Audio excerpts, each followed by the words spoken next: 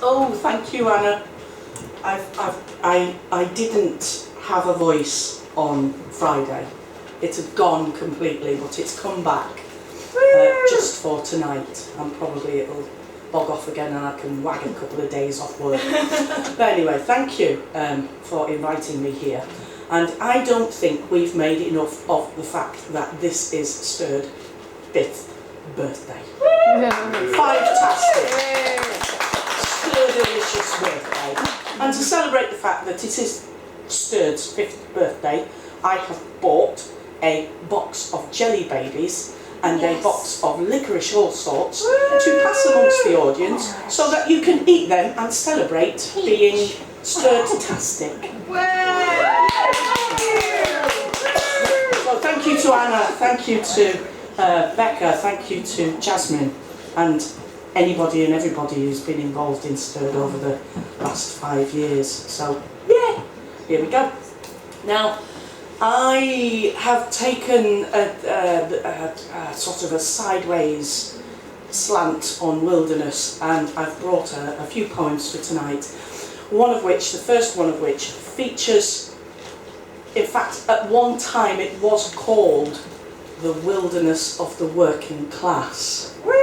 So it was sort of thing, and that line does feature in there. But now it's called Dalham, which is the name of the place where I was born and brought up, and it is the roughest place and the toughest place in that town, and I'm proud of that.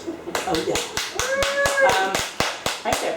There's also the place next door. There's just a couple of names I need to explain. There's a place next door to Dalham called Busey, which was just as bad. And there's a place called Appleton, which is across the other side of the Manchester Ship Canal, which is very posh. So if you hear Appleton and Busey and Dalham, those are those places where I grew up. So this is called Dalham. My mother was born in 1920. Some would say she's just a product of a generation, but she's more like a victim of society's mental aberrations, if you ask me. She thought Gloria Lewis was a whore just because she used Tampax. She thought next doors were thieving buggers because they put bingo tallies in the electric meter when the lights and the money ran out. She thought, we're better than them. But we lived in the same slum, with its dumb ears and its swilling beers, and the Saturday night ringer bells do.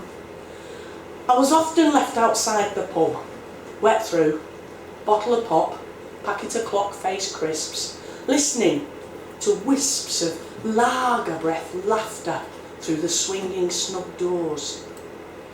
But I was seldom alone there in that working class wilderness.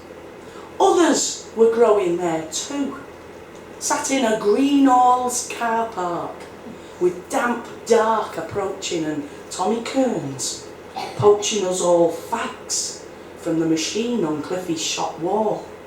They all had cast iron bowls in Busey. But I wasn't from there myself, no. I was a Dalham waller, a tin town tearaway, a Hawley's Lane lout that could out-shout and out-clout any stuck-up bitch from Appleton. In the 3-day week, we played hide and seek in the blackouts, till Steve Jones got crushed by a passing jag.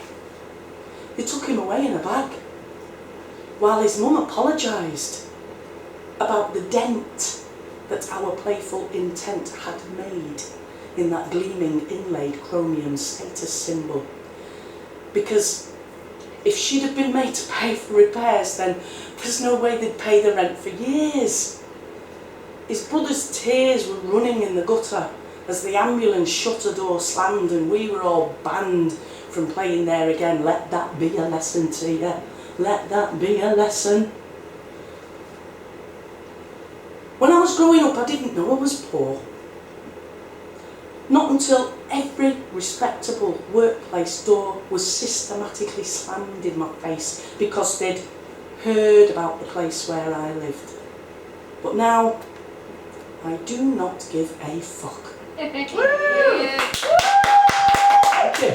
And I don't hold any truck with the middle crass put-downs I hear around town when Dallum's mentioned.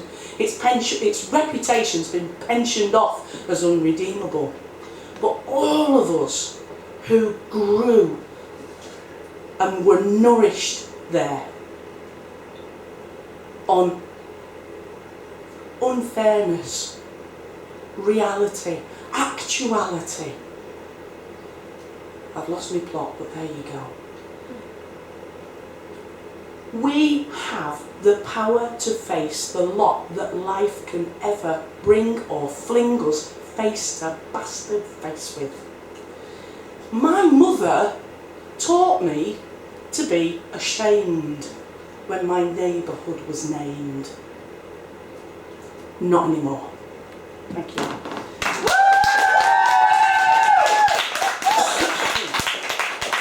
Oh, right. This one does have a wilderness